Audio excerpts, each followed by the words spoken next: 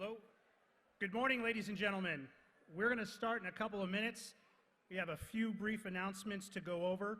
The restrooms are located in both buildings near the entrances. You just have to follow the signage. If it gets too hot, we are projecting the live stream of the ceremony in both the 517 building and also the Founders Room. During the ceremony, please silence your phones and be mindful of the other guests trying to see their graduate. Once the ceremony ends, please stay in your seats until the recessional walk is over and all the graduates have exited the tent. Immediately following the ceremony, there will be a reception in the Oasis courtyard. Diploma pickup is available if all degree requirements have been met. And lastly, if your graduate does not pick up their diploma, it will be mailed to them.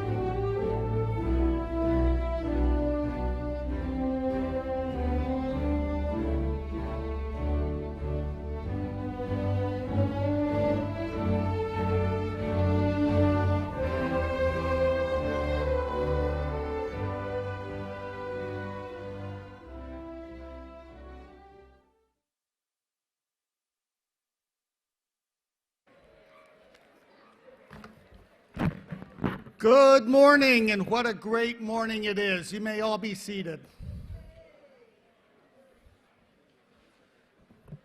I'm Jim Wittergren, and I'm the chair of the Board of Trustees at KGI, and we're very pleased to have you here. Before I welcome you, I want to just give some general announcements. First of all, restrooms are located in both buildings near the entrances. Follow the signs. If it gets too hot in here today for anyone, we are projecting a live stream of the ceremony in the 517 building in room number 190 in the Founders Room. Ask any of the KGI people here to help you find it. Also, please, during the ceremony, please silence your phones and be mindful of other guests trying to see their graduate as they're coming up the stage. And once the ceremony ends, please stay in your seats until the recessional walk is over and all the graduates have exited the tent. Immediately following the ceremony, there will be a reception on the Oasis Courtyard. That's the housing unit. Diploma pickup is available if all degree requirements have been met. And if your graduate does not pick up their diploma, it will be mailed to them. Finally today, just to make sure that everyone is comfortable and to be careful, we're not going to be shaking hands on the stage. That doesn't mean we don't appreciate you or don't honor you, but we are not going to be shaking hands today. So welcome. Welcome to KGI's 21st annual commencement ceremony.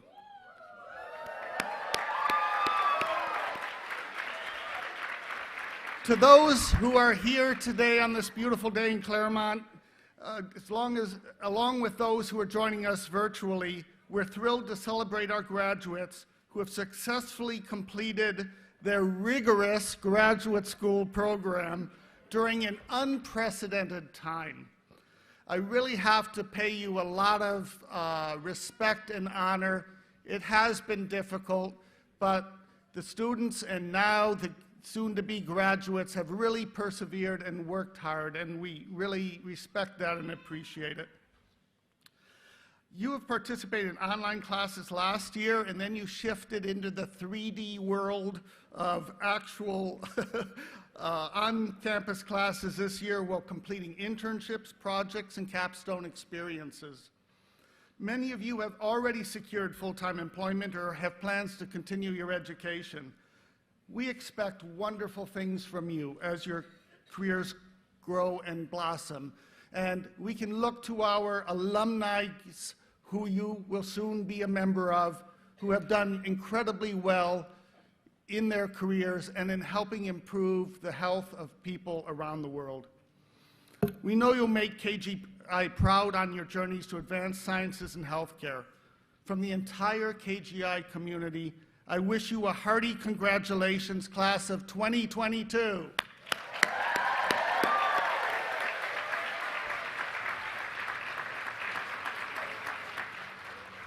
To officially kick off the ceremony, I want to introduce Kevin Zhang from KGI's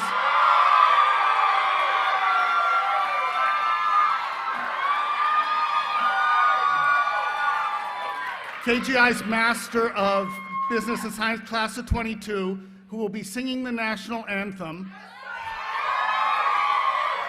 followed by Father Joe Fenton from the Claremont College's chaplain's office, who will deliver today's invocation. We appreciate both of you being here today. Please stand for the national anthem.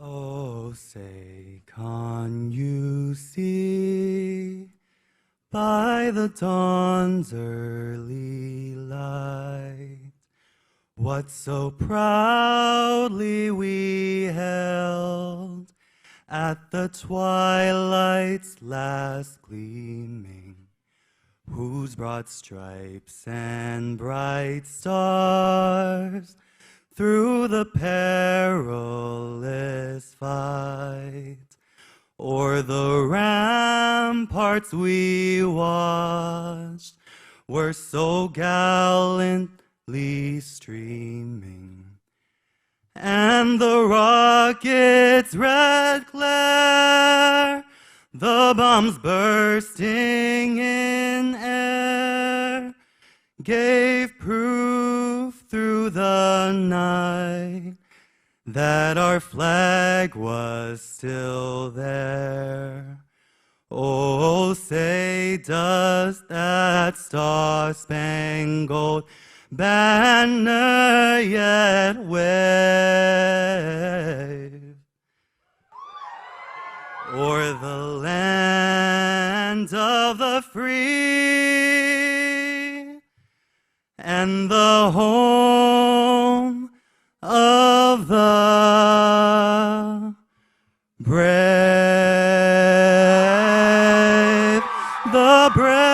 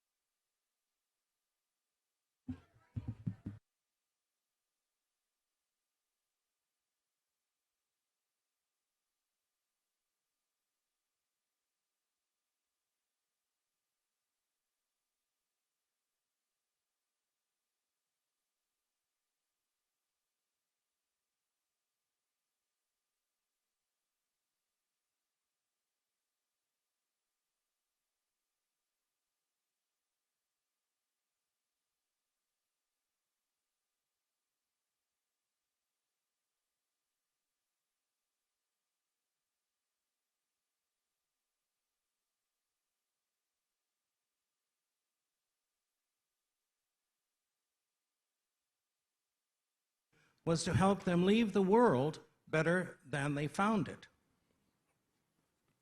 The extraordinary gifts and talent, scholarship, and leadership of our graduates is a challenge given to them to make their marks for the betterment of the world.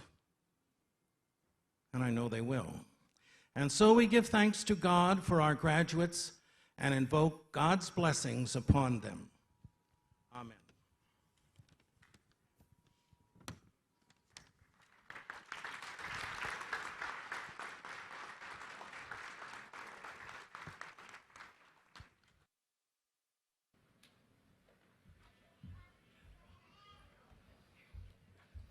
Graduates, KGI is proud that our programs provide students with opportunities for success, but it's not without sacrifice, commitment, and support.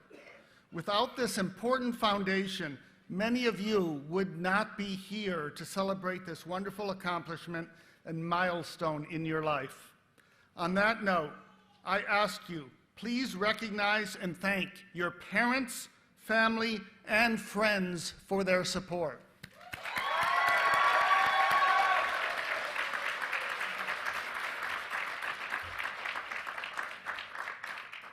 This celebration is for you and everyone in your village that helped you get to this incredible moment. I now have the honor and pleasure of introducing President Sheldon Schuster.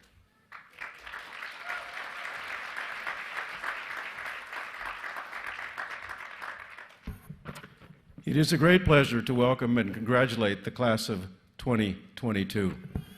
And we celebrate your perseverance, your hard work, your accomplishments, and your adaptability. I want to also extend a special welcome to family, friends, and guests who have come together today to celebrate commencement in person, along with the guests who are viewing this online. At this time, it is my pleasure to introduce our student government president, Justin Matthew, who will say a few words regarding the class of 2022's gift. Justin is a Master of Business and Science candidate from Ossining, New York. After graduating from Boston University, he conducted academic research at Massachusetts General Hospital, where he realized an interest in biotechnology.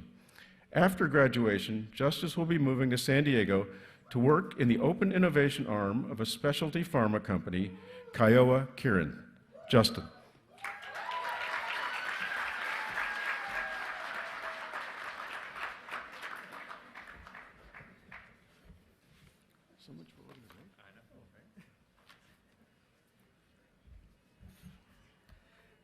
Class of 2022. Today is the day we step out of this parking lot stronger, with a degree in our hands and the first step to life's next chapter. Whether that means a job, a family, another 2 to 6 years of school, or just exploring the beauty of life, you have gained an experience in this community that will always be unique to the people around you. We know we are different from the traditional graduate school, but what makes us unique, KGI? Have you ever wondered? One of the first conversations I had before moving to Claremont was with a student that just graduated that summer. "Pay it forward," she said, after reviewing my resume. That one person led to several more and helped me immerse myself with the vast opportunities ahead. I was amazed by the support of a recent alumnus that had for an incoming student. Fast forward to today, I realized that this was something that we create starting here on campus. Paying it forward is like watering a garden. Nature has given us life, and we give back by continuing its growth through care. Likewise, we stand on the shoulder of giants. The people before us had a vision in our programs and the desire to create an identity. They watered us by teaching us the ways to navigate through curriculum, clubs, and campus. So back to my question, what makes us unique, KGI? We live and we learn. We learn how to be better. We navigate, we troubleshoot. And as many times as we have to say it, we innovate. This was especially true during the recent pandemic, and these lessons are passed on and shared. And this is not just limited to the students, but this growth includes the faculty, the staff, and the administration. Class of 2022, the journey does not stop here. You may be a colleague, a parent, a friend, or even a mentor. Today, we celebrate you and all of your achievements. However, tomorrow, we celebrate the person you show the world. Now look to your left, then look to your right. Now look at, I'll give you guys a second. Now look at your LinkedIn with all those connections that you've made with the board of trustees, the corporate partners, and the people at the other schools. You will always have this community. To remind ourselves of that, the class gift of 2022 will be a garden between the buildings 517 and 555. While we add to the beautification of our home, we realize the beauty of each other. At KGI, we pay it forward.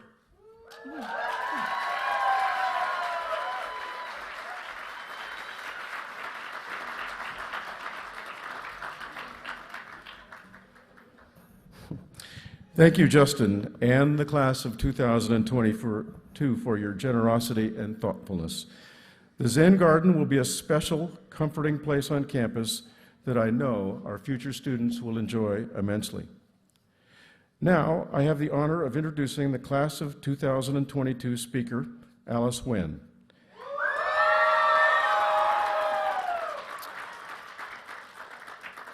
Alice is a graduating second-year student in the Master of Business and Science program.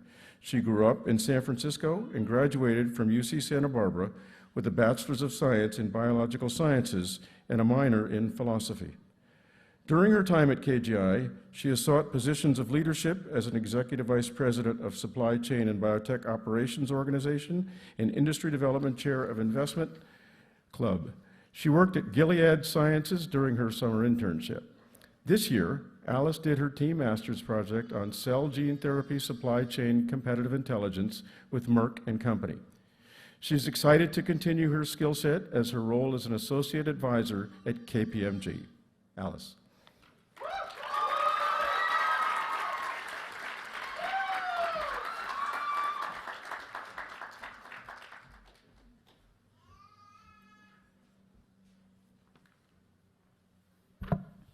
Can everyone see me? We're good. All right.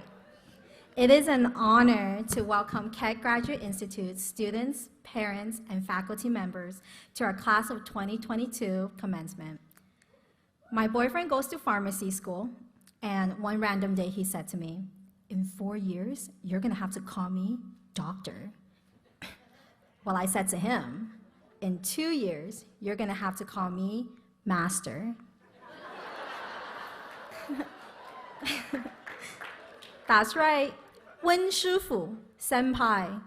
And senpai notices all of you. For the past 2 years, I've watched everyone grow in ways that I never knew could be possible. Let's start with our biggest challenge. Our class began our first year of graduate school online via COVID-19. Science labs online, online speaker events. We were dealt with harsh cards here. And I can speak on our behalf that we all suffered mentally and physically. Our first class, ALS 320 Medical Device Diagnostic, started at 8 a.m., and our last class, FDA Regulation, ends at 6 p.m. That is a 10-hour day class with in-between online speaker events and so many cross-functional meetings. Yeah. All in all, Google Calendar said we spend about 15 to 18 hours just for classes or meetings alone per day. That is mentally draining and physically draining too. My mom would call me sometimes and she'll say, "食飯未啊?" which means, "Did you eat yet?" And I'll say, 去廁所都唔得閒啊, which means, I don't even have time to use the restroom.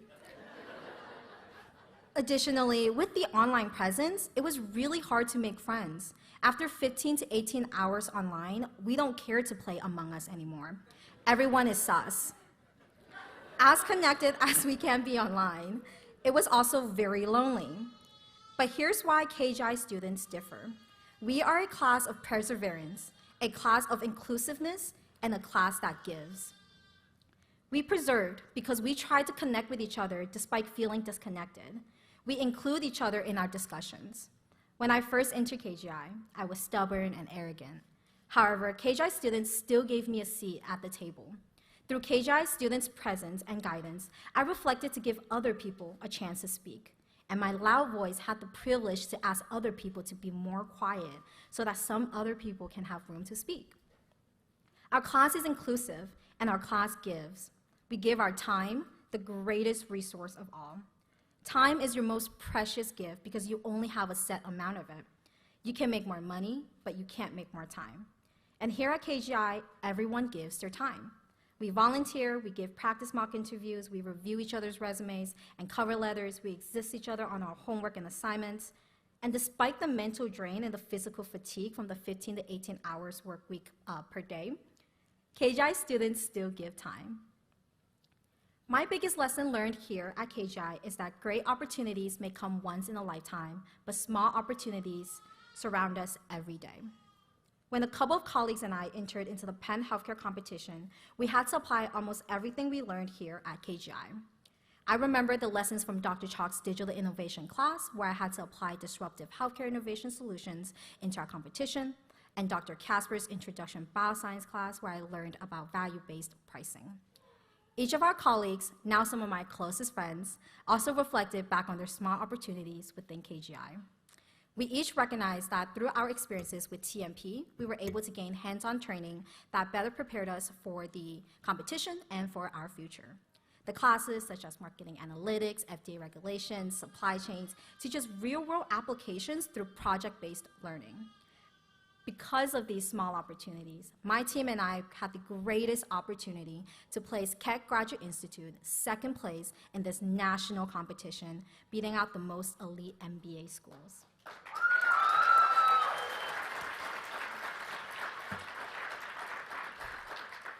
Lastly, I want to end my speech giving thanks to all the parents in this audience and to my own parents. Through this harsh time in graduate school, where I felt a huge disconnection with my peers, my biggest supporters are my mom and dad. Thank you, and to all the parents out here, rest assured that we're going to be your best retirement plan ever.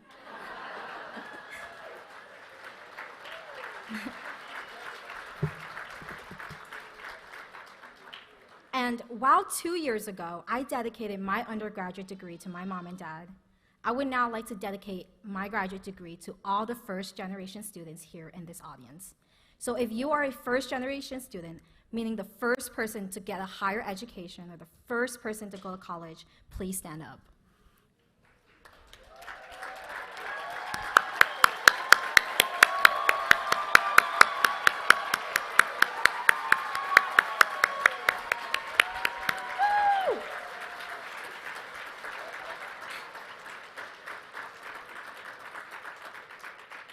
And to all of you guys, I want to say, hey, we did it! Woo! I appreciate every single one of you, and I see you, and I see your family struggles, and we did it. We did it twice. To the rest of Keck Graduate Institute, both graduates and to the students still here, I want to make a promise on behalf of the class of 2022. I see the majority of my class members fought for their space in biopharma. And we promise that when we have a seat at the table, we will create more room for everyone else. We will treat people with equal level standing, with respect, with kindness, and with humbleness. We will leave a legacy. And the path we pave will welcome the next generation, not based on their wealth, not their status, and not their demographics, but how they can create space for other people. Preserve, include, give. That's the KGI promise. So thank you again to our KGI faculty, staff, parents, and everyone who made this 2-year journey possible. Woohoo!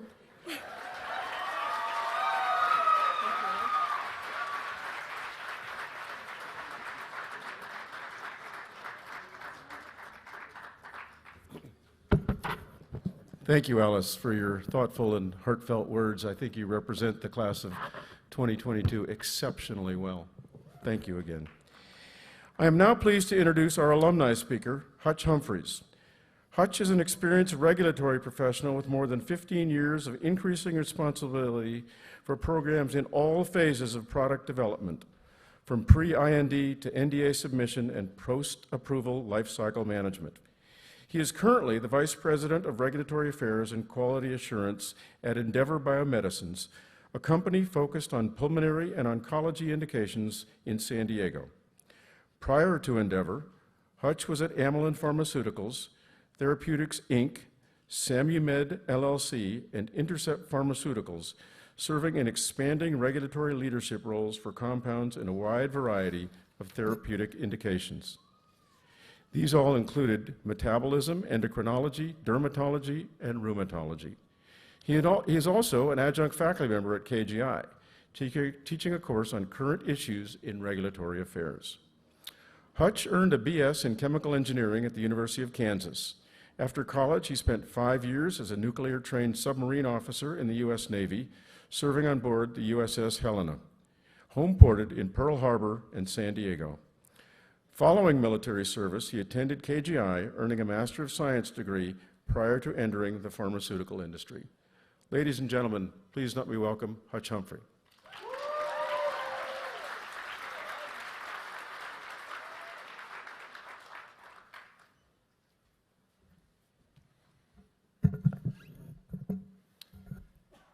Thank you, Shelley, and thank you for this opportunity to address the awesome graduates today. I want to be one of the first to welcome you to the ranks of KGI alumni. We are now over 2,000 strong, and looking out on all of you, I'm sure we're in good hands for the future. As a first-year student in 2002, I helped KGI celebrate its 5th anniversary. Now we are celebrating its 25th anniversary. I graduated in 2003, and you are the class of 2022. Many things have changed over those years, such as LeBron James was an NBA rookie in 2003, and today, LeBron James is on the verge of breaking the NBA all-time scoring record. Henry Hank Riggs was the first president of KGI in 2003, when a class of 28 graduated from the School of Applied Life Sciences. And today, Shelley Schuster is the president of KGI.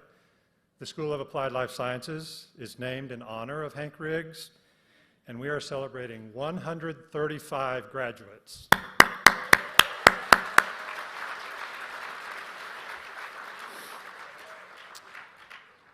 Ben Affleck and Jennifer Lopez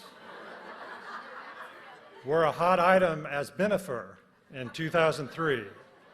And today, surprise, Benifer is back in the headlines and sizzling once again.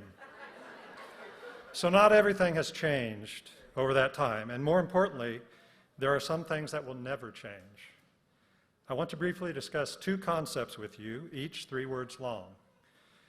These concepts were true well before 2003, and they're still true today.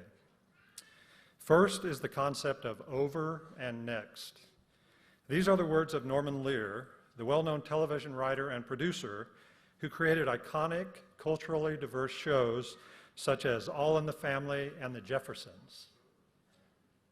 If you haven't heard of them, ask your parents.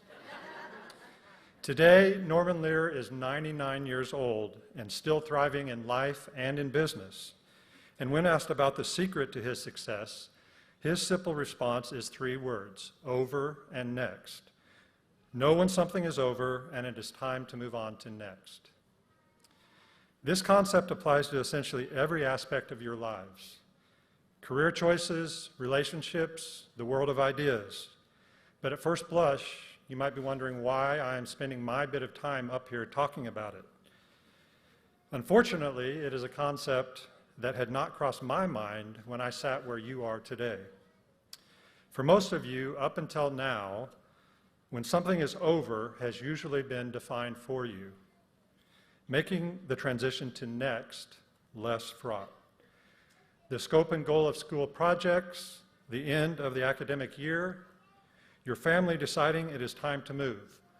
All clear endings with a defined next step. Upon graduation today, however, you are moving into a world where you will be expected to choose when something is over and define what is next. Becoming skilled at over and next is therefore vitally important to your success. Your KGI education has equipped you with the tools to open many doors. KGI graduates work in almost every aspect of medical product development. But it's up to you to decide which doors are right for you to walk through. And to fully embrace the door in front of you, you need to clearly close the door behind you. Choosing when to take the leap and transition from a comfortable role to a new opportunity has always been tough for me. Each ending I've experienced conjured many emotions, chief among them anxiety and fear, which can cloud judgment and lead to inauthentic decisions. I suspect your future experiences may be similar, and this leads me to the second 3-word concept, embrace the discomfort. Hopefully, your time at KGI has been uncomfortable, and based on what Alice described, it sounds like it was. That discomfort means you're growing. Don't shy away from discomfort as you move away from formal education. Seek it out in whatever you do next. Research has shown that physiologically, fear and excitement manifest similarly in the body. How we name those sensations directly impacts how we think about what we are experiencing. Awareness of fear and anxiety is important, and reshaping it into enthusiasm and excitement can facilitate positive transitions in your career. A great example of embracing these 2 concepts that we should all be familiar with is Hank Riggs and the creation of KGI. In 1997, Hank Riggs was the president of Harvey Mudd College, one of the best colleges in the nation. He could have remained in that exciting role and continued to make great contributions. But instead, he, along with the other co-founders of KGI, recognized the need for the type of multidisciplinary education that KGI now offers, and knew it was time for him to open a new door. He understood that the creation of KGI would not be without significant challenges, but steeled himself to that discomfort and moved forward without looking back.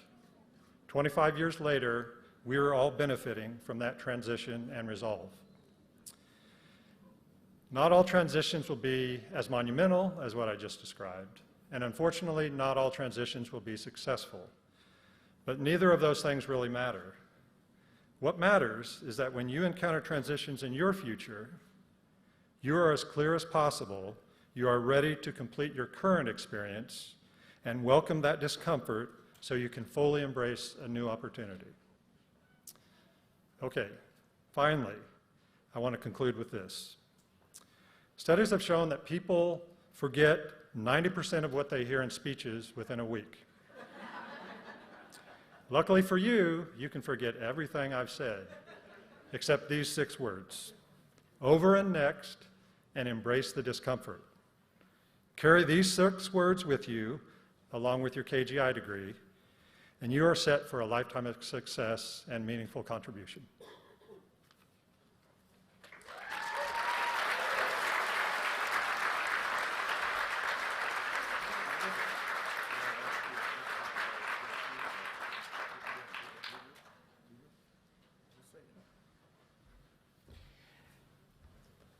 Thank you, Hutch. You're an incredible example of our alumni and the progress that all of our students can and will make. I only want to add one thing to Hutch's review of the history. What he doesn't remember, speaking of transitions and discomfort, when I interviewed here back in 2003, at Hank's request, I visited with the students, and they were all on good behavior, and everybody's saying nice things, and I thought, yeah, well, students do that. And so I got them in a room, and I said, so tell me the really bad stuff. And Hutch and his classmates said, well, you know what? They really make us work hard, and there's all this team stuff. Thank you, Hutch. Today's keynote speaker is Larry Wood, Corporate Vice President of Transcatheter Aortic Valve Replacement at Edwards Life Sciences. Edwards Life Sciences is a global leader in patient-focused medical innovations for structural heart disease and critical care and surgical monitoring. Driven by a passion for helping patients, the company collaborates with the world's leading clinicians and researchers to address unmet healthcare needs, working to improve patient outcomes and enhance lives. Since 2007, when Larry was appointed to his current role, he has been responsible for key company R&D, operations, marketing, commercial, clinical, and regulatory initiatives in transcatheter aortic valve replacement around the globe. Larry led the program for many years prior, since it was an internal development project, after holding several other positions with increasing responsibility after joining the Edwards team in 1985. Under his leadership, Edwards has experienced extraordinary growth in global transcatheter aortic valve replacement business. The Edwards Sapien heart valve has won numerous awards, including the Prix Galien Best Medical Technology Product and Discovery of the Decade Awards, and was named Popular Science's Best of What's New Grand Award winner in the health category. Larry has more than 30 years of experience in the medical technology industry at both Edwards and Baxter Healthcare Corporation in positions including manufacturing, regulatory affairs, strategic and clinical marketing. Larry is frequently invited as a faculty member at key international cardiology and cardiothoracic surgery scientific congresses. He received his master's degree in business administration from Pepperdine University. Please join me in welcoming Larry Wood.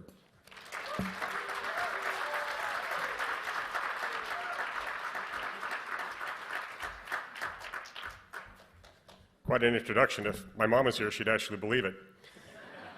Well, welcome. I can't tell you enough what an honor and a privilege it is to be here today, and congratulations to all the graduates. I will say that this is my first commencement address, so if I'm terrible, you have to understand I've had no formal training. But hopefully I'll leave you with something interesting or thought-provoking, and you'll take that away with you, and if I can do that, I'll consider it at least a mild success. One of the things in life that's always been a passion of mine is music. Not playing it, as I have no talent in this area, but just listening to it. And I'm routinely amazed at how songwriters can write songs that resonate with so many different people in so many different ways and can be a metaphor for life. I heard a great man once named Jim Lesby who talked about just such a song that was sort of a guidebook for life. That song, of course, is Row, Row, Row Your Boat. Now, I feel like I may have lost some of you there, so hang with me. See if you can find the same magic in the song that he did. But to understand it, we have to break it down. The first verse, row, row, row your boat. Your boat is your life, and it's your job to row your boat just like it's your job to drive your life. The song doesn't say drift aimlessly in the currents. The song doesn't say to hitch your boat to someone else's and draft off their propulsion. It says to row your boat. And make no mistake, rowing is work, sometimes hard work. Now they will say the key to making it easier to row is to find your passion. Simply find your passion and you'll never work a day in your life. Well, spoiler alert, it's not that easy. Case in point, my mom was a passionate singer. My mom was also a terrible singer. If we would have been dependent on her singing to put food on our table, we would have all starved to death. You see, you have to match passion with ability. Success lies at the intersection of passion and aptitude. Passion does separate the difference between having a job and having a mission. Consider this, there's people that work for Greenpeace and they put themselves in a raft and they go out in the Bering Sea. When they're out in the Bering Sea, their goal is to position themselves between a whale and a rushing harpooning vessel because they believe that's important. They believe it's worthy of them. And I don't think that's because they just got a 5% promotion or they were just promoted to Senior Vice President of Harpoon Catching. They do it because that whale is so meaningful to them and that becomes their mission and nothing will stop them. For me, that mission was heart disease. I wasn't always passionate about heart disease. Early in my career, I was just passionate about having a career and making enough money to support myself. But I started working at a heart valve company and I remember watching my first open heart surgery and I was amazed. It changed my life. Open heart surgery, we literally saw a person open, we stopped their heart, which I was always told was a terrible thing to do to a person. We cut out their old valve, we sew in a new one, we put them all back together and literally wire them back together and bring them back to life. And it's a miracle to watch. As amazing as that procedure is, though, it's about the most invasive thing you can do to the human body. And so in 1999, I began leading a project that we could try to replace heart valves without open heart surgery, just through a small incision in the groin. As it turns out, I had the ability to lead project teams, and that project has now turned into a nearly $4 billion business, and we treated over 800,000 people. While this has been a very successful business, revolutionary innovation, thank you. Oh, stop. Revolutionary innovation is never easy. The procedure today is remarkable. In a recent study, 99% of our patients were alive and well at a year, despite it being the average age of 73 and having advanced heart disease. But in the early procedures, we were doing procedures in patients that were very, very sick and they had no other option. And our procedural mortality rate was close to 50%. I was in many of these cases personally, and I will tell you, when we would lose a patient, I felt like some of me died with them. It was painful. And let me tell you something, it should be painful. That pain is what makes you strive for solutions so you never have to feel that way ever again. And that's what should drive all of us. So for those of you who are considering a career in medical devices or pharma, which I think most of you are if you haven't already started, you need to understand this is not a job, it's a responsibility, and you need to be clear on that. If you don't care whether you earn your money making spark plugs or making medical devices, please go make spark plugs.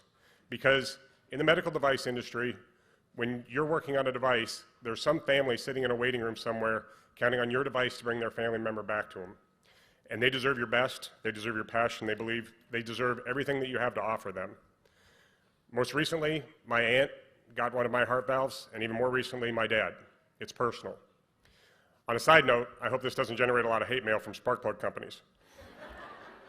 Here's another thing that makes rowing a little bit easier and far more fun, and that's putting talented people around you. And I'll give you an example of the importance of talent.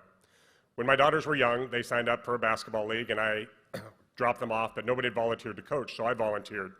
I got all the girls together, I analyzed their skills and abilities, we did drills, we practiced. We had an amazing season. We won almost every game. I was very proud of the girls, but frankly, I was quite proud of myself. I mean, I didn't realize I had these great instincts and coaching gifts. The next season, I decided to coach again, and I ran the same process with a new team, and we absolutely got shelled. I think we won 2 games the entire season, and it took me a little bit to figure out what happened. Well, here's what happened. The first season, I had one of the tallest girls in the league. I also had a girl who could dribble really well and another one that could shoot really well, and it turns out in 8-year-old girls basketball, I had a dream team. And I found what most leaders find, which is this. You're a lot smarter and you're a lot more effective when you have an elite team of talented people around you than you're not. What's amazing is, in coaching, we always seek out the best players we can find, but in business, people often don't do that. They're afraid to hire somebody very talented because they might be a threat or they might be difficult to manage. I promise each of you this, you will never lead an elite team if you cannot tolerate having people that are more talented than you underneath them. I look at my leadership team and I believe all of them are more talented than me in many, many ways. And it's a gift to be able to work with them. Surround yourself with talented people, let them shine, get out of their way, move barriers for them, and that's the key to success. Okay, back to our song. We covered the first part about rowing. Now the second verse, gently down the stream. That seems pretty different from this whole object of rowing, but I think it's really important. I think you'll find in rivers and in life, there's a current to them. There's a certain ebb and flow. And in times in your life, you'll need to go across the current, and you may need to even move upstream. But you'll find that if you can go with the flow and move with the current, you will go much faster with much less resistance than always fighting the current. I'm quite proud that I started at our company on the manufacturing floor and worked my way up to the executive level. But make no mistake, this ride was not linear. It was not a constant stream of successes and progress. Careers are not linear, and just like life, they have their ups and downs and their successes and failures. Garth Brooks has a song, and it says something to the effect of, life's greatest gifts are unanswered prayers, and I think that that's true. Earlier in my career, there were 2 jobs that I coveted in the company, and I applied for both of them, and I was turned down for both of them. 2 things came out of that experience. The first thing is, I had to reflect. I had to look at myself in the mirror, and I had to realize that I was lacking in certain areas, and that as much as I had a wonderful track record of getting things done, how I was being perceived as a leader wasn't always the best, and I needed to make some changes. The second thing that happened was I was offered the opportunity to lead a project that I never would have gotten had I got one of those other 2 jobs, and that project turned out to be the business that I run today. So sometimes things that seem like our biggest disappointments turn out to be our greatest lessons. If your career is anything like mine, you'll miss out on opportunities, you'll get others. Sometimes you'll feel stretched, sometimes you'll feel stagnant, sometimes you'll have wonderful bosses, sometimes you'll have duds. But the key is to learn from all of it, go with the flow, making yourself better all along, because in the end, that's the only thing that you control. Now the third verse, merrily, merrily, merrily, merrily. Wow, that's a lot of merriment. The word is repeated 4 times, and interestingly, the word row is only repeated 3 times, and I don't think that's happenstance. For as much as life is work, it has to be exceeded by the joy you have in life. Now, one of the keys to that is finding joy in your work. I've never much liked the phrase work-life balance. It always seems to me that like work is this terrible thing and life is this amazing thing, and somehow the world is built on balancing these 2 opposites. And I think that's just a tragic way to view the world. You see, we spend 1/3 of our life working, and it would be terrible to spend 1/3 of your life doing something that you hate. If you hate your job, find another one. If you hate every job you've ever had, maybe the problem is yours. But you need to work hard, and you need to find joy in the things that you do, and so much of it is about perspective. Perspective often makes the difference between success and failure and the optimist and the pessimist. For example, when I told my daughter I was doing this commencement address, she said, "Do you know who's doing NYU's commencement address this year?" And I said, "No," and she said, "Taylor Swift." From my perspective, I'm like, wow, Taylor and I are so same level. From your perspective, you're probably saying they got Taylor and we got you. But as my twinsy Tay-Tay says, I'm just going to shake it off and get on with it.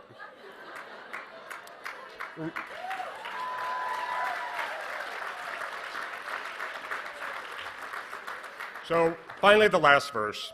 Life is but a dream. I can't stress this enough. With each year, your life will seem to accelerate. 1 minute, you're giving your daughters a bath and trying to get them ready for bed, and in the blink of an eye, you're teaching them to drive, and the text that you used to get from them about forgetting their clarinet is now turned into just pure excitement when your phone lights up with their name on it, and it's just because they need help trying to stop a running toilet in their apartment.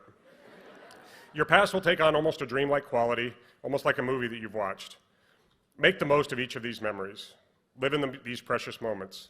Let your children splash a little longer in the bath. Take them for that extra driving lesson. Let them order the chocolate souffle at the fancy restaurant that takes 40 minutes. I promise you'll never look back and regret any of these decisions, as all we can do in life is make these dreams of our past as vivid as possible. Find joy in each of these moments. And finally, I would like to talk to you a bit about luck. I hear people routinely talk about this person who was successful and they were lucky, and this other person who was so unlucky. I believe the harder you work, you generate more opportunities, and the more opportunities you have, the more opportunities there are for good things to happen. Never confuse hard work with luck. But life is interesting, how good fortune seems to settle on some, while tragedy seems to fall on others. Some people seem to have been born under a lucky star, while others under a dark cloud. And you say, why is that? It seems so unfair. There are 2 people that come to mind when I think about this, that I've known virtually my whole life. And when I think about one of them, his life's been filled with tragedy. His father died when he was a young boy. His mother remarried, and he went to 7 schools in 6 years, so it was difficult to make friends. His mother died of cancer. His brother died of an overdose, and his sister was later killed. Even recently, he lost a lifelong friend to an unexpected illness. The other one has been so fortunate. He was raised in a loving home. He got to see different parts of the country growing up. He learned to ride motorcycles and play sports. He worked hard like so many people, but his career was amazing success with wealth beyond his expectations. He also has two of the smartest, greatest daughters you'll ever see. By any measure, his good fortune is remarkable. Makes you wonder how one person could be so blessed and one could be faced with so many life obstacles. Well, here's the twist. Both of those people are me. Everything I've described to you happened in my life. And here's the point. Everyone has two life stories. Every day we wake up and decide which story we choose to show the world.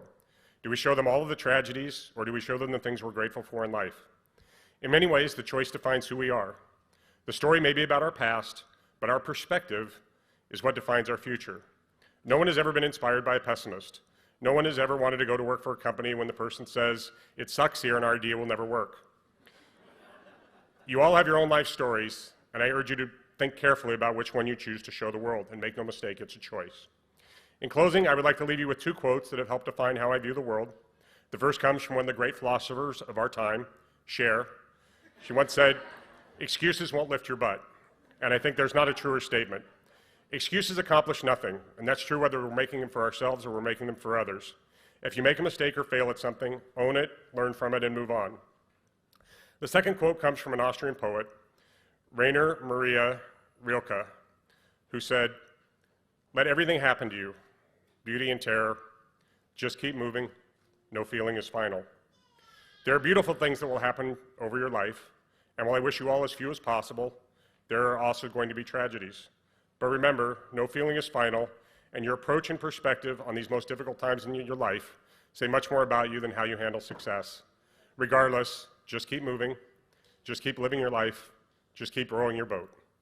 Thank you for the gift and the honor of speaking here today. Thank you.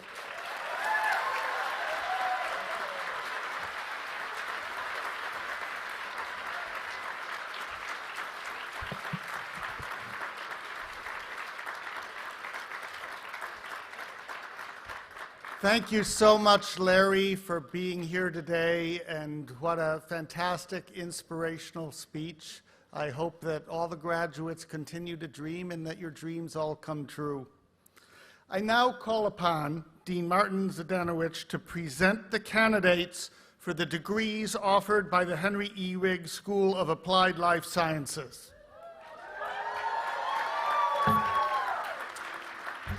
Good afternoon, good morning, everyone. This is the moment we've all been waiting for. Will the candidates for degrees and certificates of the Henry E. Riggs School of Applied Life Sciences please stand?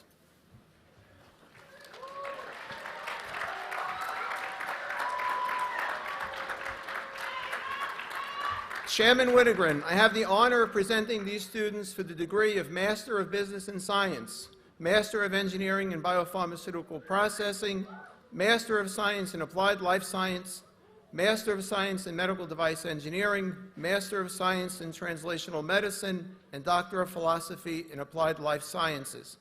They have fulfilled the requirements established by the Henry E. Riggs School of Applied Life Sciences and are recommended by the faculty for the conferral of those degrees. I salute all of you for your academic achievement and distinction in the name of the KGI community.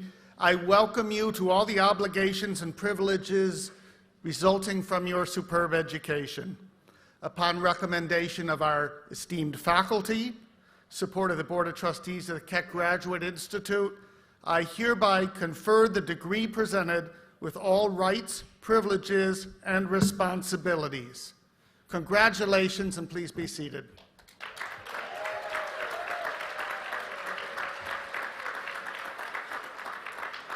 We would now like to ceremonially acknowledge what you have already accomplished by presenting you with a tangible representation recognizing the achievement that you have justly earned. Graduates of the Henry E. Riggs School of Applied Life Sciences will now come forward to receive their diplomas.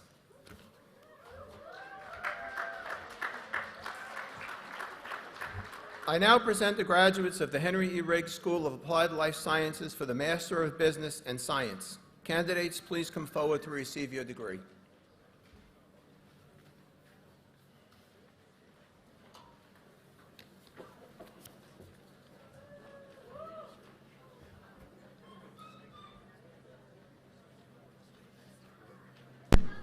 Sabrina Sukram.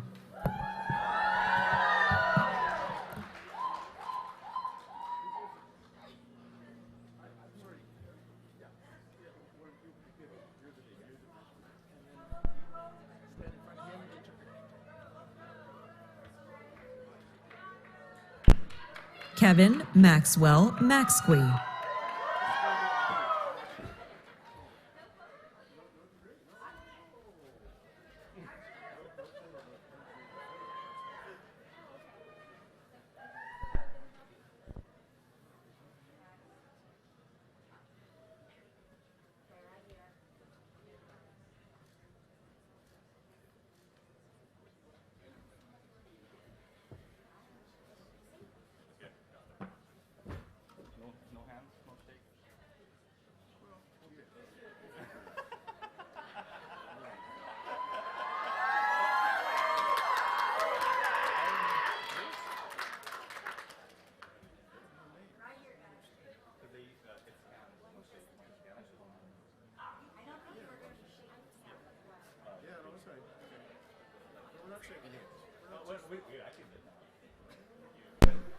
Lucia Sarai Lopez Castillo.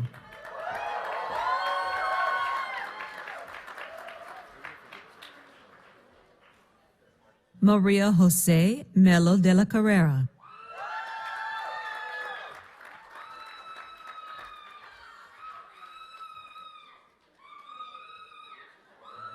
Sofia Shimizu Blanco.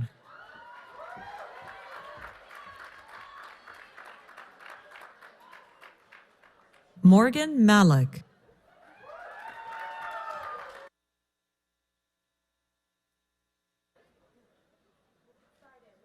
Lynn Liu.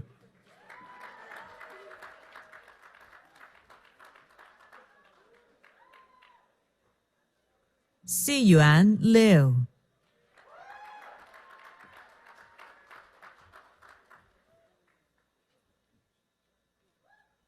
Vishaka Jain.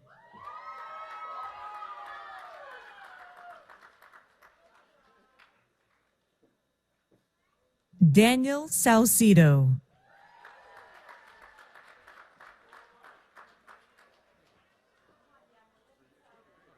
Darren Afarian.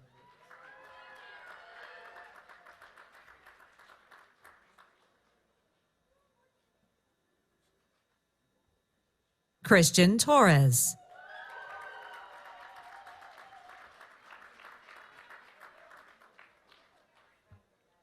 Alexandra Anele.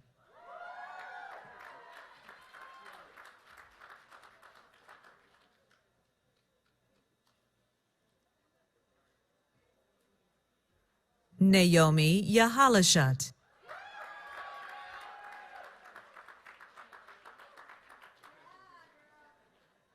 Melissa Guardado.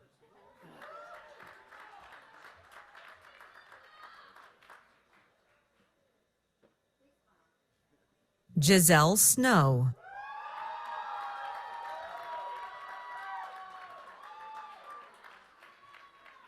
Gio Shushi.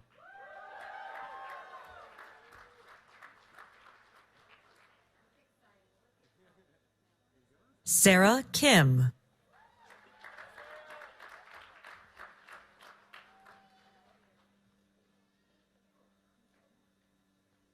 Jonathan Ventura.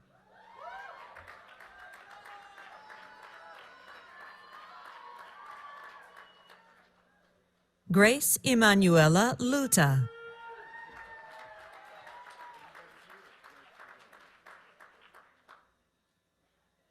Kevin Zhang.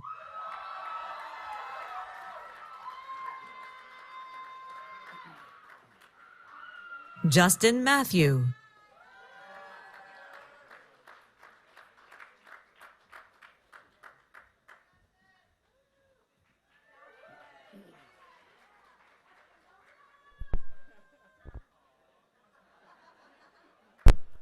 Alice Yingyu Wen.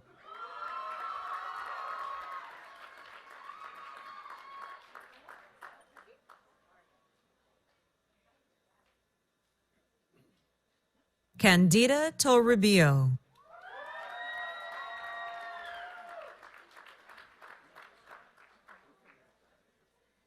Mauricio Rodriguez.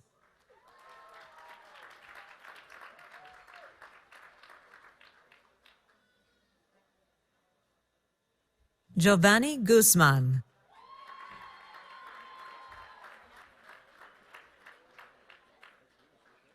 Lisette Rivas Ayala.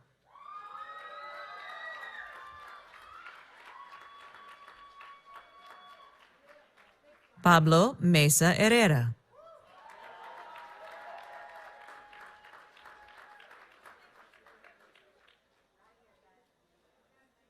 Alex Ceballos.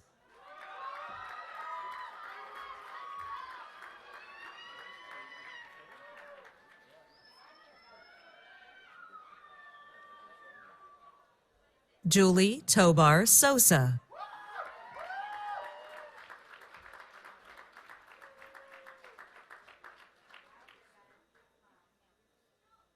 Alec Anthony Frias.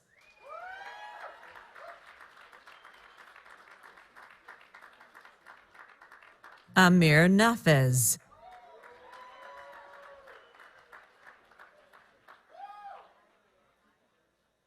Adnan Syed.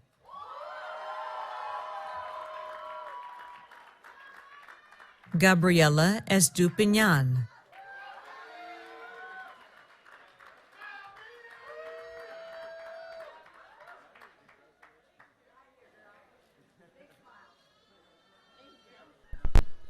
Elizabeth Se-Yoon Cho.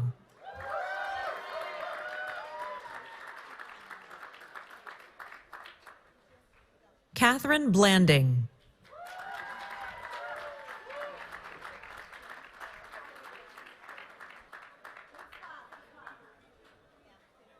Tyler Nellos.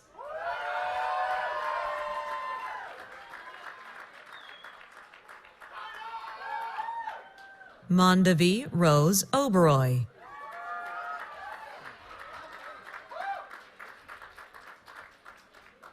Dylan Michael Davis.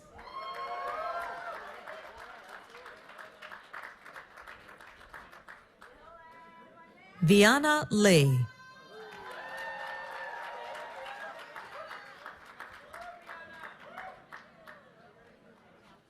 Rosine Nagdi.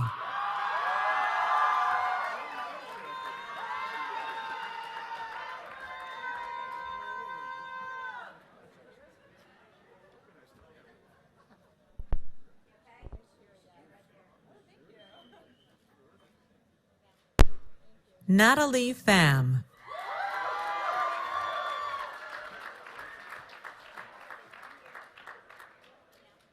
Sophia Montoya.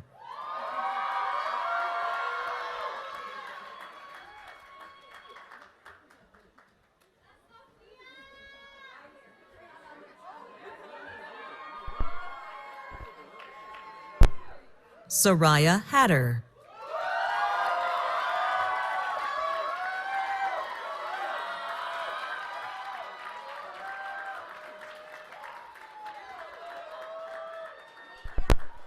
Andrew Theo Dionson.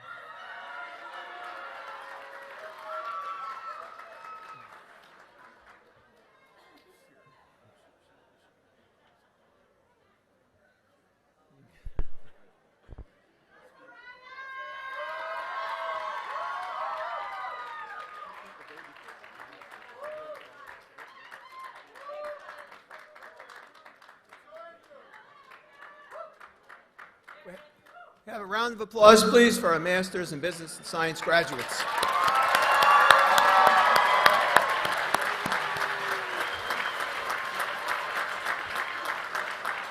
I now present the graduates of the Henry E. Riggs School of Applied Life Sciences for the Masters of Engineering in Biopharmaceutical Processing, beginning with Marvin Orellana.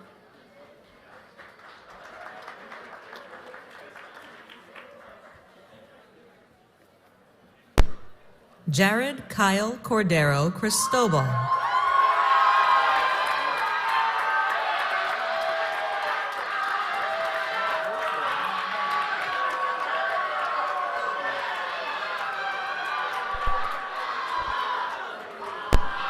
Min Wong.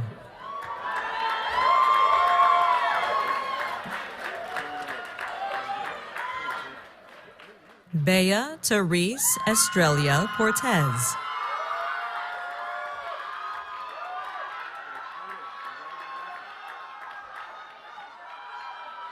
Tamara Mustafa.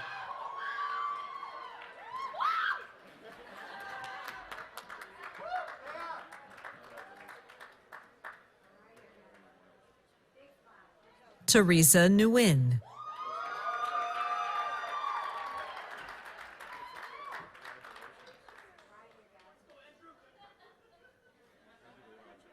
Nikki Fujimoto.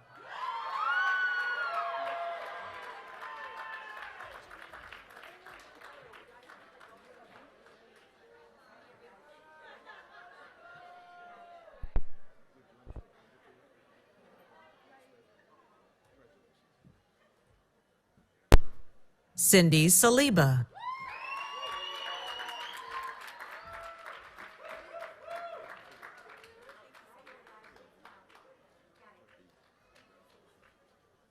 Jita Altaki.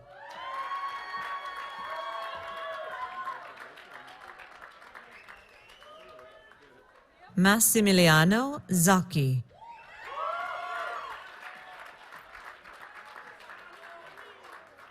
Kevin Arcos.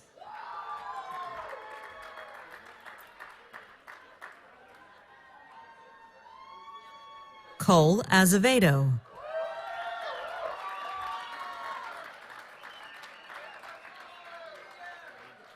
Chase Pasos.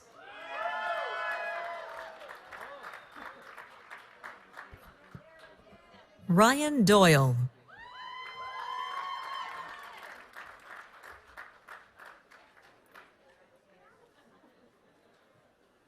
Magali Aguirre Sanchez.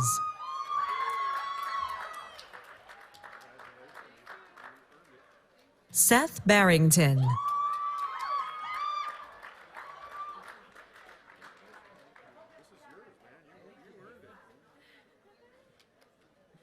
Angelica Sabandal.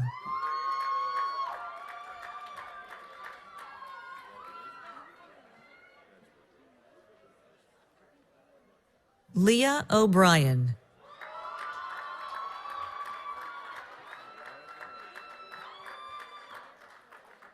Giselle D. Lopez.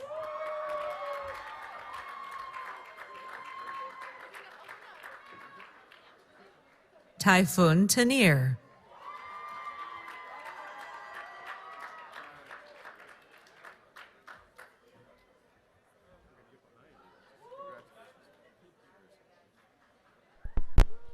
Aishani Yadav.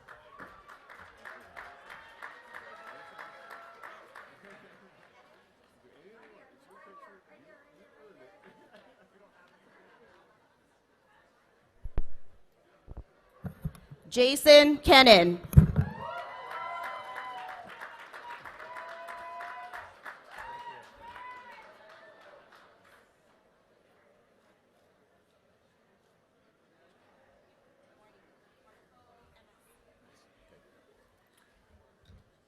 Let's have a round of applause, please, for our Master of Engineering and Biopharmaceutical Processing graduates.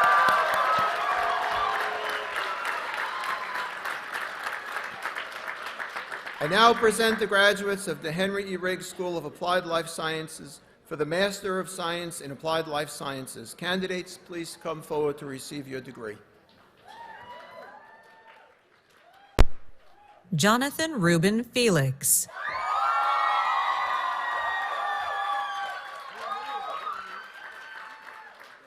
Brian Ariola.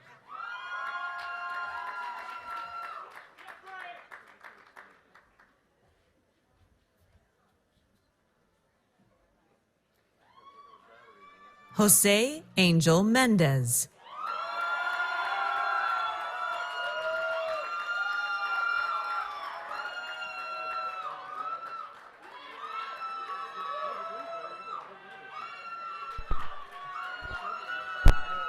Chi Kao.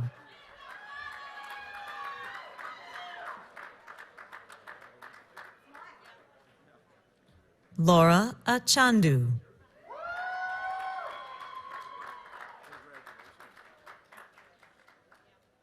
Angela Egbuchulam.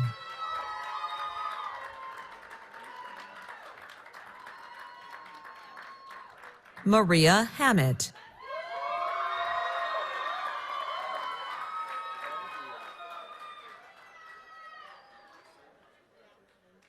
Lara Bajakian.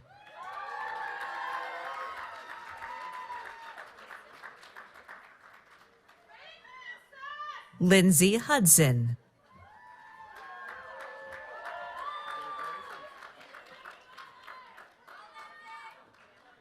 Camille Bell.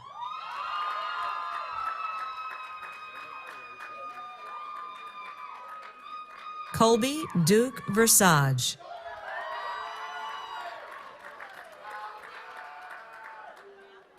Cassidy Merja Jablonski.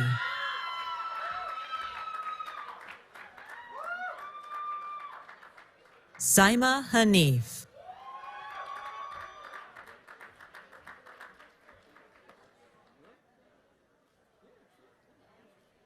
John Lee.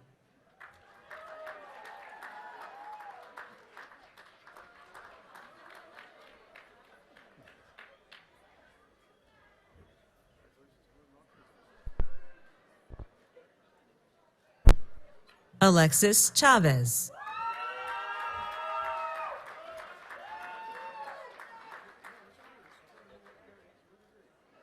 Mary Halai Namono Osire.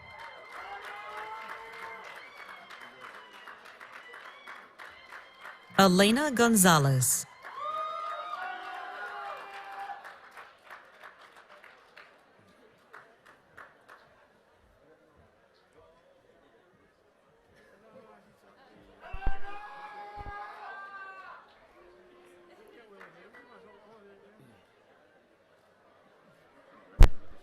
Alyssa Lorraine Chacon.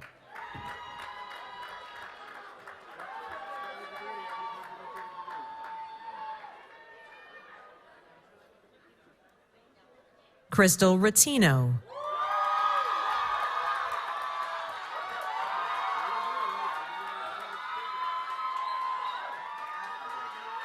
Pablo Garcia.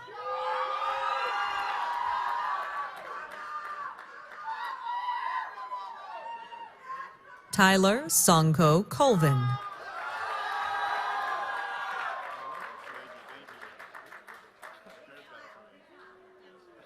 Jeanette Makalapua Bao Keola.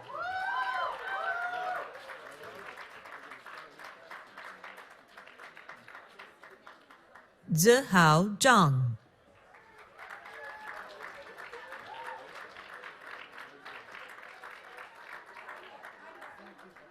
Jessica Toledo.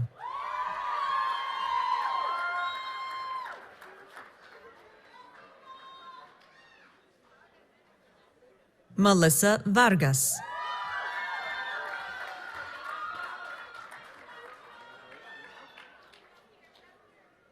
Sabrina Torres.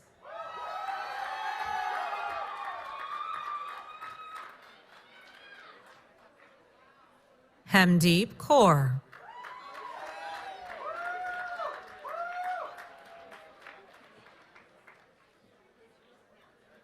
Michelle Fernandez.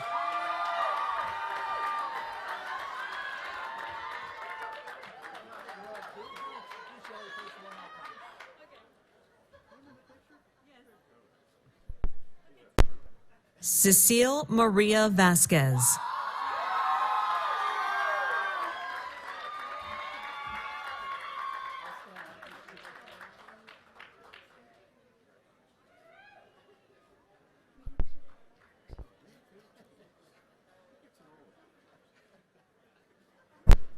Carlos Cabrera.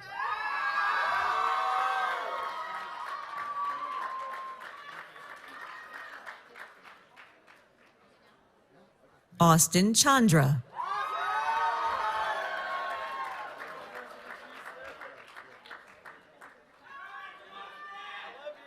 Harshpreet Suri.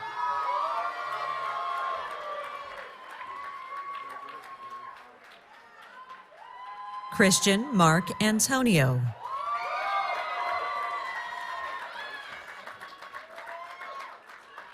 Joaquin Miguel Mendoza del Mundo.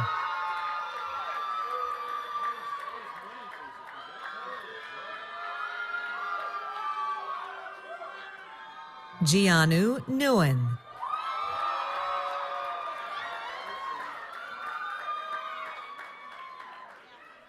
Michaela Arambel.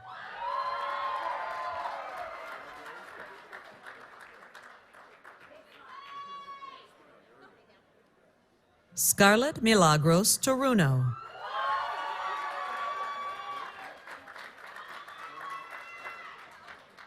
Brooke Valdez.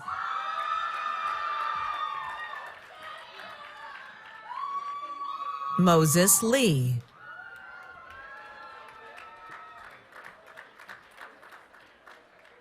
Cordelia Twan.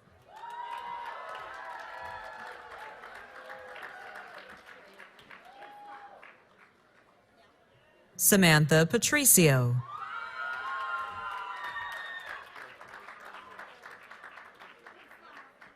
Jamie Lynn Picata.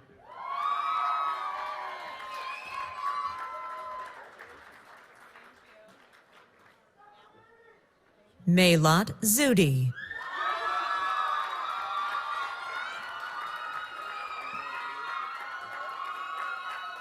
Quang Bac Trin.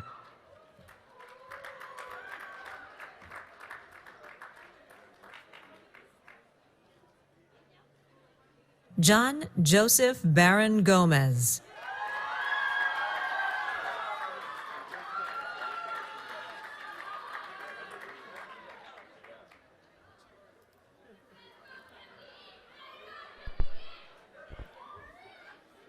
Have a round of applause, please, for our Master of Science in Applied Life Science graduates.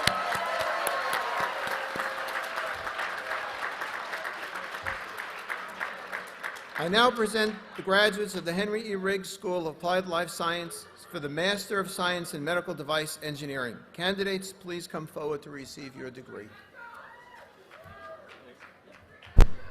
Tristan Yeager.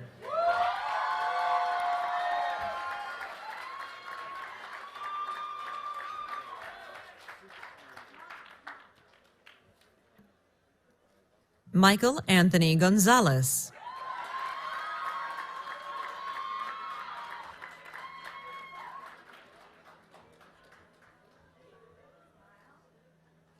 Christopher Moore.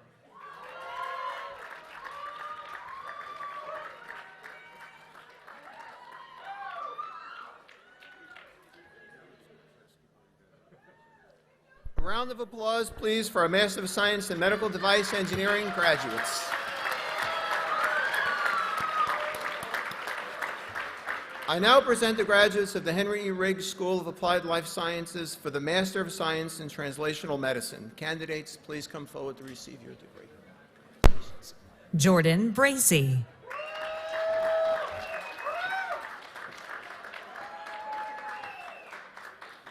Tally Keeperman.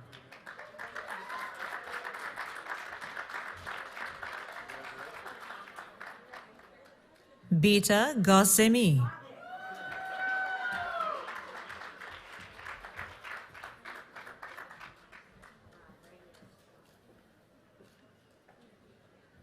A round of applause, please, for the Master of Science in Translational Medicine graduates. I now present the graduates of the Henry E. Riggs School of Applied Life Sciences for the Doctor of Philosophy in Applied Life Sciences. Candidates, please come forward to receive your degree. Dr. Payam Amiri.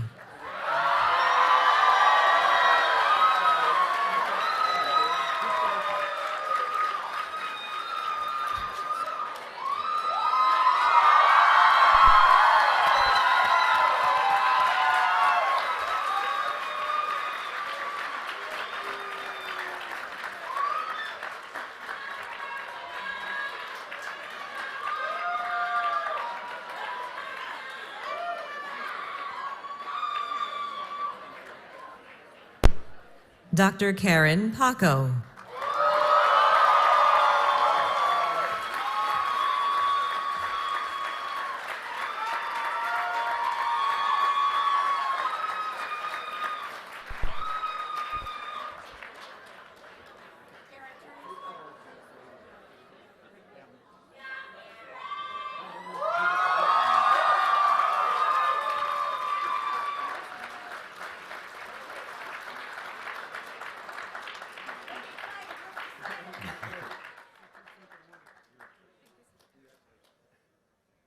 Have one more round of applause for our new PhD graduates.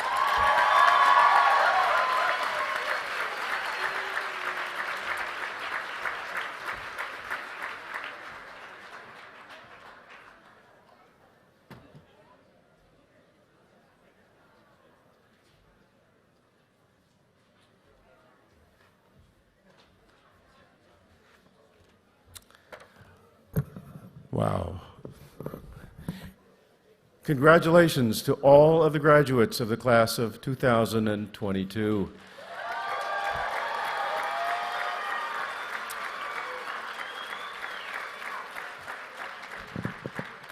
I have only 2 jobs to accomplish and finish this morning. And the first one is to officially welcome all of you as alumni to Keck Graduate Institute. To signify that you are now all graduates, please move your tassels from the right to the left.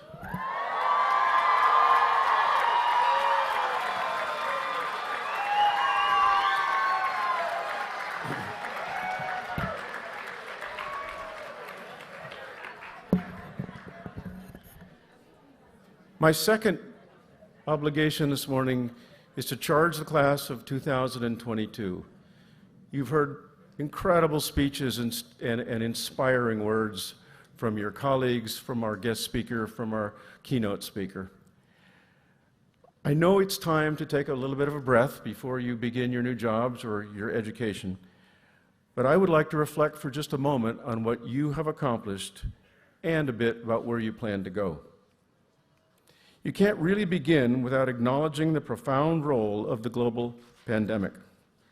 These 2.5 years will forever change your view of time, of space, relationships, and the role of civil society. We are here to celebrate, but we must also acknowledge that not everyone survived, and the personal tolls paid by many have been enormous. Our flags fly at half-staff to remember the 1 million who died of COVID in the United States. Millions more stories are yet to be told for so many who suffered and those who exposed themselves to danger in order for the rest of us to continue our lives in safety and relative comfort. I would like to focus for just a moment about the bit of the effects of the pandemics on your new careers in the life sciences and healthcare professions. A major outcome of the pandemic is a renewed awareness of the massive deficiencies and inequities in our healthcare system. Those of you who are going on to MD or DO programs, and those of your colleagues who are PharmD graduates, will play a critical role in addressing these disparities. You have all been preparing for several years to take on this role, both in the classroom and by volunteering for vaccination, screening, or drug take-back events. These experiences prepare you for your expanding roles in clinical settings and in the life science industry. The pathway from molecule to patient, colloquially called bench to bedside, requires the skills and commitment of all of you completing your Master of Business and Science, Masters of Science in Medical Device Engineering, Master of Science in Translational Medicine, and Master of Science in Applied Life Sciences degrees here today. The scientific, regulatory, testing, and business hurdles involved in getting a drug, device, or diagnostic approved for the use in patients are daunting and will require every single one of your skills. Regardless of how well we overcome the bench-to-bedside challenge, it is of little value if you cannot produce the drug. The monoclonal antibodies that save so many lives and the vaccines that prevented millions of infections are only the most recent examples of the need for those of you earning your Masters of Engineering in Biopharmaceutical Processing today. The pandemic brought terms like evolution of viruses, variants, and mutation to a level of familiarity never before seen. This is an indication of 2 key results of the pandemic. First, the basic terminology of genetics has been highlighted by the media in an attempt to inform the public. Second is the critical role of genetics in dealing with the pandemic. Your colleagues who are receiving their MS in genetic counseling and MSs in genome data analytics are now at center stage. The complexity of future problems that can be solved by science, healthcare disparities, emerging infectious diseases, food insecurity, for example, will be highlighted by climate change and disinformation in your lives. Solutions for these complicated problems will require networks of innovators with the expertise of the sort you have acquired here at KGI. But the challenge is that the isolation we have endured for the past 2.5 years has made the building of its networks more difficult. Therefore, you need to rebuild these networks right now. We can all make a difference on our own and do a job well, but the solution to massive problems for which there is no right answer requires an extensive community of innovative professionals. And to borrow a phrase from my favorite KGI t-shirt, innovation starts here. Right now and right here, it is the time to recognize and actively build that network so that it is available your entire careers. The community includes your colleagues here today, the faculty who have taught and mentored you, the staff who have provided you so much support, and the alumni who welcome you. And let's not forget to include the trustees and advisors to KGI sitting here in the front. In fact, I urge you right now to take out a pen and paper, well, I guess you don't know what that is, or use your cell phone with facial recognition and all of those things you can tag, whatever that means, to start that list right now. It will provide you with information and resources for your entire careers and will enable you to be part of solving daunting problems. It is your superpower, but only if you develop it. There is one area where you can begin today to use your network of expertise. We have a desperate need for honest, factual information upon which to base life-saving decisions. The KGI network will provide experts in the world of healthcare and life sciences so you can be that source of information for your families and communities. I know you can do it, and we need you to be successful. I ask once again that we congratulate the class of 2022 and wish them well.